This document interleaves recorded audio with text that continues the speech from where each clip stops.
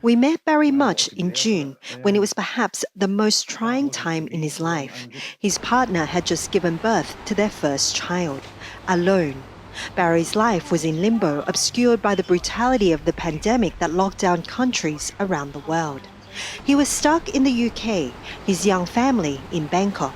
He understands separation, working in an offshore rig for months at a time, but never did he imagine it would be like this. He was determined to get back, embrace his son for the first time and replace virtual calls with tangible interactions. It would cost him almost $6,000, continuous stress, applications for months and innumerable moments of sadness at the forced separation. Luckily for this family, it all paid off. An immense amount of joy, an immense amount of relief. There was a few tears shed, I won't deny that, and a lot of happiness. Yeah, holding my boy for the first time was the best day of my life. I've got my fingers crossed that 2021 is going to be a lot better than 2020. For Vince, there's no way 2021 could be worse than the year he had just experienced. In April, he faced a heartbreaking decision: to be in the UK with his mother on her final days, or stay with his wife, daughter and newborn son as the pandemic began to close in. His wife raising their kids alone as weeks turned into months. Vince got laid off. Money was tight. But in September, he received the good news he so desperately needed. He was given the green light to fly back to be with his wife and kids.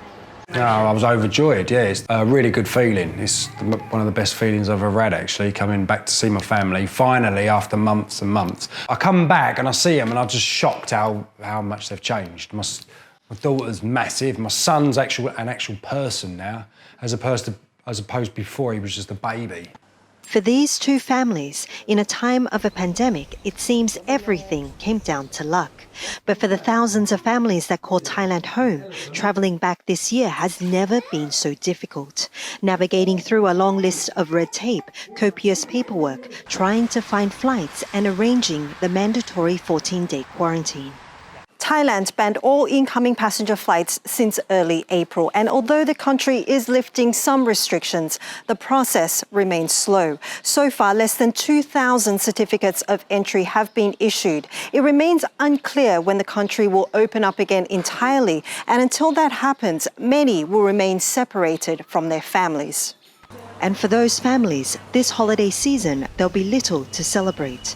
The warm embraces will need to wait, and the typical New Year's messages of health, happiness and love now taking on an entirely new meaning. Dusita Saokaew, CGTN, Bangkok, Thailand.